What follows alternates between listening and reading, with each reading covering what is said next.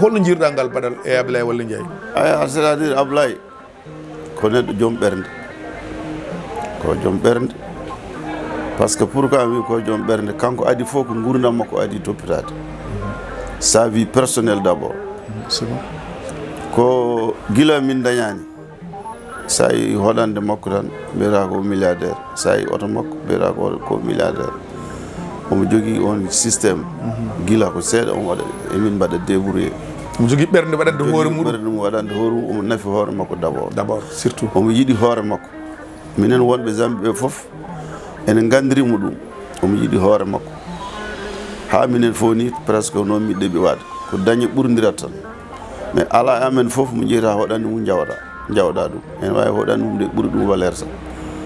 Ɗum noon ko yidde hoore mum. Sa yiɗi hoore ma noon a nafat bande, par ce que neɗɗo so nafani hoore mum wawa nafde goɗɗo. Dañal Ablaye tigi nde ko caggalam waɗi. Min gummi Zambie 1994. Omo joguino jeeyo $1 million, $1,500,000 joguino. Kono hande ko waɗata dépasse ko ene ɓuura $1 million par jour. Hande to dawrata to minuji makko ɗi dépasse plus de $1 million par jour. A faami? Joni noon Allah addi jawdi ndi tawrimo ɓernde. O wi on waɗa sibi Allah par ce que so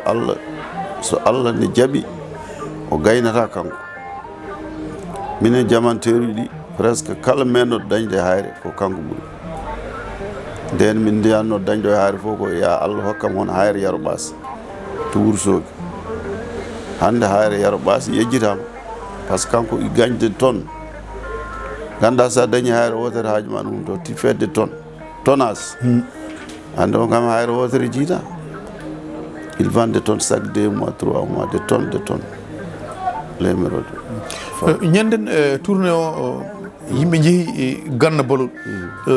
mbiɗon wonmo tottuɗon forage natti ni wodde ɗum holko jangguinta? eyyi jangguinta ko neɗɗo waɗa moƴƴi tan. Neɗɗo watta tan essaye dans ta vie mbaɗa ko moƴƴi, cakka ko moƴƴi.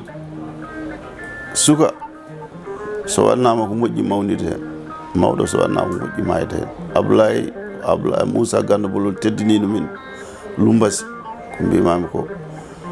ɗon min jewtata min mbaɗat foof ñamde so ari min ñaama min jara. O nangi min ko min miñirami makko, o andano oɗo ñalawma nara. Hande jamari o siftori omo hokkira ɓe o anda, o siftori jaari makko. O noddi Abou Ndiaye o wi taari gonɗa ko zone Ogo en woni toon ko Ndongo, mbiɗa yiɗi hokkude jaari on goto ene wiye Moussa Ganda Bolol forage. Mami jokkodira e Ndongo, jokkodira e Ndongo, tournema mbatta o jehon Ganda Bolol dokkonɓe forage. Ɓe tinani ɓe matani, minne kadi mi anda toon gonɗo toon famille Moussa ko mawnam goto baɗam Ablaye Dieng to Ganda Bolol hokki kam ɓi Moussa Ganda Bolol to so jokkodirme mum. Donc ɗum aɗa andi ɗum ko systéme moƴƴo. Aɗa andi wonko heewɓe wannaɓe ko moƴƴi yejjiti joɓata. Andi hunde fof yoɓde ñamade ɓuuri tiɗde. Neɗɗo ne jogo taw yoɓata ñamade. Mais Ablaye yoɓi ñamade kewɗe. Force uji ɗi c'est très visible. Forage kam darima wori yimɓe fof jiyat. Mais wonko waɗata ɓuuri ɗum yiyetake. Kadi kanko wonde jikku kala so waɗinima hunde sowona haalti ko wiyata ko wota haalana e goto. Mi teskima darade ma lang yimɓeɓe yo keño ko mbatte ko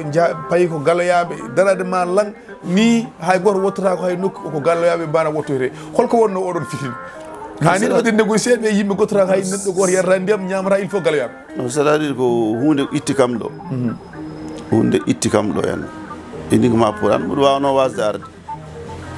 On waɗanaɓe force uji e galle mum mbaɗani déplacé min ɓuuri wawno wasde arde. Mais to nanggumi Ablaye ɗo eto Ablaye nangi kam ɗo hoɓɓe mum so mbuɗo wuuri kay mbuɗo selli hoɓɓe mum mbawa nadde galleyaɓe caggal ɗum kay mi ñagaki ɗum Allah. Kadi miɗo darini ɗum kadi wuuro ngo fof kadi walli kam hen. Vraiment wuuro ngo fof walli kam hen mi yiiɗa ɗum waɗa caggalam. Don noon mi mbaɗi programme hen kay so yimɓe oɗon gotto banggue goɗɗo walla oɗon kasto banggue goɗɗo ɗum bonnantam. Ɗum waɗi jinmi garon ko tawɗon fof no tawɗon fof e suturaji aduna badden ɗum addunimi yiɗano gottoɗo nayi nokku mi yiɗa kasiɗo nayi nokku woni fof mbaɗen to galiyaɓe ɗo voilà ko Ablaye foti noon haali hunde nane mbiɗani Ablaye Wolle o yiɗa so wadde neɗɗo hunde ni ko woto haala sona neɗɗo o haali kañum o haalta ñanden a waɗi acte fort par ce que wonko keewi hakkude moon ko onon tan ɗiɗo eywa kono daariɗa koye nokku mo jeeɗa nokku mo jibinoɗa mo mawnuɗa yimɓe ganduma guila law eywa ko nokku mo ganduɗa yimɓe kadi ne joguema manan horma mbiɗa Ablaye de min dewdiɗo holko woni ɗum woni ɗum ko c'est à dire Ablaye ko waɗanimi ko mi hanani sudde ɗum bandam men holko Ablaye waɗanma Ablaye waɗanimi ko teddugal hokki kam teddugal min mi ummima Zambie mi ari ɗo 1994 gartumi o ari Allah waɗi caggalam to yaranno fof o duubli ɗon o ari ha ɗo mboɗo wanma invité Zambie mbimi Ablaye a Zambie de welani o jaali o wi so Zambie welani ka ala wondema hen min mbima ya ar min wanma invité 2016 a faami o neldi kam ko $10,000 nde yetti Zambie o neldi kam ko $10,000 on saaha $10,000 ko 6 millions pound 6 millions 300 6 millions 250 mille wadde hen billet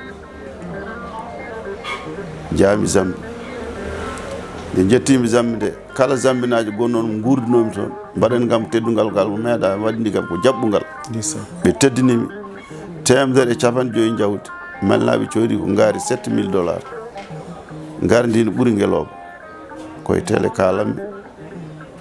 malnaɓe guininaɓe teddinimi Ablaye wi to gonnomi ɗo galle jippinomi nde o ari o ummi Londres ari o wi mi ara galle makko mbimo Ablaye teddi weeli galle to gonɗa to min mi heƴata toon aɗa andi komi joom yimɓe ɗo gonnomi duuɓi 23 galle to mbaɗɗami ɗo yoni par ce que yimɓe fof pinde fof ko ɗon ñallata min gonɗon ha min wiya 2 heures de matin donc e galle ma to ɗaccam ɗo ko e kono noon jinmi sa wottima tan ar jewten ha min wi andi ngal baɗanɗomo ngal teddungal mi wawa ɗum suudde ɗum banda men ɗum jarani suudde ko waɗantami ko fof omo andi mboɗo wawi ñamde mboɗo wawi yarde mboɗo jogui to lelimi mi holani mi heyɗani kono ko minen mbaddi départ ndeysan o heeɓi o yejjitanimi o wawno yejjidde vraiment no jamale mayɓe sikkani seni jeeɓale ene jeddira wuuro vraiment o yejjitani to Moussa Ganna Badal ko rokkude forage o ko jaati kam wonno nde garmi vraiment ko acte badal ko wan Moussa Ganna mari ya 20 à 25 ans min guurɗo o yejjitanimi deuxièmement rawane omo andi mboɗo jogui woto o jogui fof o telfinam sinani marani o telfina ko kam Ndongo wat feere jaa CFA o ƴeewa oto mbimi holno wonno oto ɗon wayata o yiya ƴeew 4x4 tan aɗa kay joni enen kam donkta ko otoji ko wona 4x4 min noon ko ɗum gollammi ƴeewa ɗiɗo puisaji ko toyota tan gandu premier batiram 1978 ko toyota tan gandumi meeɗa jolde marque français Japan tan gandumi ha Allah waɗi kadi nanmi puisaji Japan o hokki kam kalmi mbimi yi oto a faami oto ko à peu près 32 millions 33 millions ko neldi kam ne ɓuuri ɗum koye soroto pewna hen kayitaji ma fof pewnira kayitaji am kalis o ummi ko Mali coonimi oto nanɗo gaari damal biti kam ɗo oto mo joguino jeeyimi ɗum min otam o jeeyimi ɗum ko 12 millions mboɗo joguino 4x4 nde coonimi oto ɗo Dakar kam aɗa andi otoji ɗiɗi avec gueeƴo e tout ça là mbimi jarani jeeyimi min otam o ko 12 millions joguimi joni ko oto makko juma wura men on jii on coynimo soroji ɗum nde kala moom ko hakkude am ɗo o waɗi hen ko heewi a faami donc min Ablaye ko mi anda ko mbawmi yobdemo gollo kadi o rokki forage joni o hokki min forage kadi wona ko minen ɓe min gurdino Zambie wiyete ko ñaaguima kono hay goto min ñaagaki mo forage o yonti hokkirde o adori min o waɗi min priorité kala mo wurdino Zambie ko priorité minen goni o yimɓuɗo hokkire forage uji onon goni priorité jikku Ablaye e tonggol ko holɗum jikku Ablaye e tonggol so tawi a lirnan min aɓe ko ɗum ɗo tan woni jikku Ablaye ko mbiyatamo mais jikku kam o wawi wurdude yimɓe omo hokkira o dañi jawdi omo hokkira a faami o yiiɗa burwi o wona neɗɗo jiɗɗo burwi hay ko watte ɗo joni ko min mbo sikki no mbaɗirte ni o yaadani hen mais heureusement manda ko malheureusement hande ko médiaji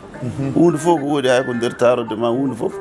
nanay tiktok aji nanay portable uji ko ta médiaji hande ko waɗa fof yo wata ko jaam eyyi kadi ɗum ɗo kadi no moƴƴi ma état o an kadi ene moƴƴi ni saabu ɗum ɗo hollirede ɗum ɓiɗɗo leydi ndi wonɗo yeehi caggal leydi Allah udditi ɗum ari ene walla ɓiɓɓe leydi ɗum wona hunde fonde wona suuɗede hay sinno o eyyi wona hunde suuɗede mais kanko tellement waɗirta ko sabu Allah o yiɗani ɗum ɗo mais ɗum c'est une fiére minen ɓe min ndendi minen renduɓe makko génération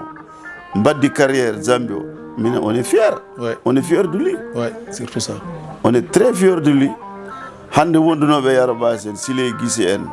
yalla ene heewi jamanteer uji limtota ko Fouta fo aɗa waɗi wuuro ngo ala jamanteer ne tiiɗi kono minen génération amen o Abdoulaye Gounas inde min indirimo Abdoulaye Gounas min wimo Abdoulaye Gounas premier nde min jiiniro ko Gounas uji a Abdoulaye wiyete mbimomi Abdoulaye Gounas ndeysan Allah noon mawni inde nde ko nani de hande minen yontidaɓe makko ɓe mbaɗi fier on est très fier de lui joni o waɗi fondation ene wiye fondation Ceerno Walla Ndiaye won suka manam mo halfin ɗum ene wiya Aladji Abou Ndiaye ko ardi foof holno jiiruɗa golle fondation ene jiiruɗa darde coordonnateur fondation c'est à dire aɗa andi joom sens ko joom sens tan Abdoulaye ɓooyi yidde wadde gueɗe mawɗe mais o yahata waɗa isiye tan jomum o yaha o ronko yaade waɗa ko welanimo o halta noon Abdoulaye sa waɗani ko welanimo tan o accat tan kume a waɗi kam ni tan o ala haala o mandano rewna lan o accat o membi ha Allah waɗi o hawre Abou Ndiaye noon école janggi o dental Daka alay sago aɗa andi Abou Ndiaye so wayni bettani yimɓe to muyɗo o muynal labɗam o muynal labɗam eyyi ko nehiɗo o mawne dental Daka o yeehi Fouta foof o yeehi France o yeehi Arabie Saoudi o yeehi Afrique central o yeehi foof joni noon o yandiri Abdoulaye ne jogui volonté wallude ma yaaru yeeso on e jogui dokkaɗo ko honnête ene yawara golle jarata yeeso kadi ko Foutanke Abou Ndiaye hoɗ Madina Gounas ko horndolde naajo min mbayrumi horndolde ko 1966 nde janggoyalmi Qur'an nde eyyi guiƴo amen ɗon wiyete ko Ifra Dongorel sankima Yallah yurmo ɗum yafa ɗum donc ko Foutanke so arti o woni Madina Gounas o ummima toon o yeehe Fouta o waɗa planté forage uji e dow inde fondation Aladji Abdoulaye Gounas ɗum kanko aussi ko ndame makko Allah e Abdoulaye walla e fondation Abdoulaye walla e gardugol Abou Ndiaye jomumen keeɓi forage uji so tawi no hannde a huccinno dendagal ɓeɓe ngannduɗa tottama forage uji holno ɓe poti waade hen holno ɓe poti jogorade hen saabu mboɗo nana e slogan fondation Ceerno Walla Ndiaye min mbaɗani politique min gona politicien ji min keedani hay caggal politicien goto min jiiɗi tan ko nanodiron neldon min duwaw wasiyo ma ko wonata hen eyyi wasiyo kanko ɗum neldude duwaw nde kam ko batta kono Abdoulaye ko waɗata ko duwanama pari ɗum kay ɓuuri duwaw min mawnam mo jiidumi baaba asi woyndu wuuro amen on saaha diwan o fof ne haala kaari asi woyndu saka ganniɗo wadde 1000 forage e woyndu ene jiiɗi wona Abdoulaye sa duwima sa duwaki foof an kadi duwaw ari kadi ko yaajat joni jogotoɓe joguiɓe rokkaɓeɓe hol joggal hokkaɓeɓe kay ko yo mbat ko dokkama bijou so neɗɗo hokkama bijou yo nanggu hen duuɗi sappo waɗa bien entretenir ganda min mayni koye amen forage min gandi forage ça coûte combien forage fof ko jas fof wonata 70 millions 80 millions donc des milliers de forage mbaɗaɗo yo jomumen nanggu juuɗe sappo ganda oɗo omo jogui kono jawdi no muusi kono felliti wadde ɗum o fellini gollante hoore makko gollante miskineɓe par ce que o wawano noddude yimɓeɓe fof yaroɓe forsuɓe fof o wawano noddudeɓe hokkireɓe goto mbuuɗu walla mbuuɗ ɗiɗi walla million ngaji ɗiɗi mais sa waɗi implanté forage e village fof ne yara hen ene looto hen awa liɓe diine mabɓe ko laaɓal ko pellital kadi jawdi yara hen ɗum baraji mum ala to kayɗe ɓe mbi gasɗo woyndu tan baraji jogui ɗi saka mbaɗɗo ganniɗo wadde 1000 forage on haalne haala baraji kanko joni normalement sinno baraji kayne ɓeydatno balɗe kanko mayata normalement il va pas mourir il va vivre éternellement wona eyyi baraji makko kam hay goto anda duyde mo duwaki foof baraji mum kanko ko Allah tan duwanimo mbiyetemi ko Amadou Ndongo jeyami ko to wiyete Gallaɓe commune de o département de Matam e gandiraɗo hande mbiyeten noon ko Petit Ndongo kono hande taniraɓe ɓe mbiyatami ko Mam Baba mbiɗa yetti Allah mbiɗa yetti ɓe ndendumi yonta ɓe depuis 30 ans 94 gartumi ɗo depuis 30 ans mbiɗa yetti Allah mbiɗa yetti ɓe goppumi caggal am ɓe ko kamɓe joƴƴini kam ɗo zamminaɓe foof par ce que jawdi mabɓe mi ala hen paddal mi ala e jawdi mabɓe paddal kamɓe fof ɓe guddiri kam galleji mabɓe tout nanɗo e Dakar mi meeɗa yarude ɗo e Fouta trace hayso otam oɗo paani janggo mboɗo jogui ɗo galleji ko wayno Ama Niang otoji ɗiɗi nan gaari gallo beelama fof mi ƴettat Oumar Sall en Yaya Oumar en to Dondu mboɗo udditi dal mboɗo yaaja ɗo mbiɗa yaaja no feewi ko kamɓe noon dokki kam yaajande yaajede nde ko kamɓe dokki kam mi meeɗa manquede ɗo kalis nde weli nde mi meeɗa jooɗade mi moftani 200 millions 300 millions taw ko kalis zamminaɓe yaha 400 mi meeɗi moftude 500 millions mbaɗo business no sarasnama 500 millions ka aɗa wawi wadde business wona donc mboɗo yaaja ko ñamanno zambinema joguinomi zambi on garmi ɗo ɓuuri kadi kamɓe dokki kam ɗum kala meeɗo liggade hayre mbiɗa salmini ɗum mawɓe amen min tawi toon ɓe mbiɗa salminaɓe mbiɗa jaranoɓe ko kamɓe min gambino ko min keeɓi fof min jetta Allah min jettat mi wawa limtude dawiyankoɓe hunde fof ɓe mbanni min aduna mi ñaago Allah tan yo Allah wat barke ɓesguji mabɓe heewi hen ruttima par ce que génération uji ɗi no goɗɗodiri nde min jahat toon nde kamɓe mi jara 50 ans 60 ans minen mi jara 18 ans andi génération uji amen no goɗɗodiri presque ɓe gasi ko hedde hen ɗo mi ɓuurani 10 personnes bakkil ha Dagana kono yimɓe moƴƴuɓe min nimsani kadi ko min jaari toon ko kadi min ñaago kadi Ablaye Allah hokku ɗum balɗe juɗɗe e cellal Allah fewnamo ɓesgu makko ngu hande ñaagre ko Allah hokkumo cellal fewnamo ɓesgu makko ngu fewnan julɗo fof ɓesguji mum par ce que hande ko ɓesgu tiiɗi Allah hokkamo jibinde hono makko sa nani jibinde hono mum jikku ma o jogo ɓernde ma nde kadi sa woto Allah yaw taw aɗa andi ɗaccatani siiri ko ɗum mi ñaganto Ablaye minen fof noon zamminaɓe min kam ala ko mbawmi yobde zamminaɓe bandam en ko zamminaɓe tan toon mbanmi gurdam fof ñalam fof no pinu ɗo mbuɗa haalda yimɓe joyi yimɓe jeegom rollo zamminaɓe ne moƴƴi hay o joni ko ɗum joni kay ko Amadou Guisse jeeya ko Horko Ƴere minen gondi minen gurdi joni jooɗi ko Burundi ay ari joni salmindem nani gaari auto 4x4 ko mum nani gaari min gara ɗo so waɗi gosi min ñamta min jewtude min toñdira ko hakkude mabo e calsal min nenam ko calsal Allah jarama an doore ƴettude initiative arde darami mbiɗa haala ɗanniyankoɓe mbiɗa haala Abdoulaye Gounass noon kala ko feewi hen koto Allah ummi ko fewani foof mbiɗa ñaagui yafuya mbiɗa ñaagui yafuya no feewi min mi wawi yobde on mi wawi yobde on onon yaltinoɓe golle Abdoulaye ɗe a yanki journal télé RTS o yalti toon won wibina président ne foti waddemo dokke prochain président il faut waɗamo décoré par ce que ganniɗo wadde 1000 forage e leydi 1000 forage wona kecce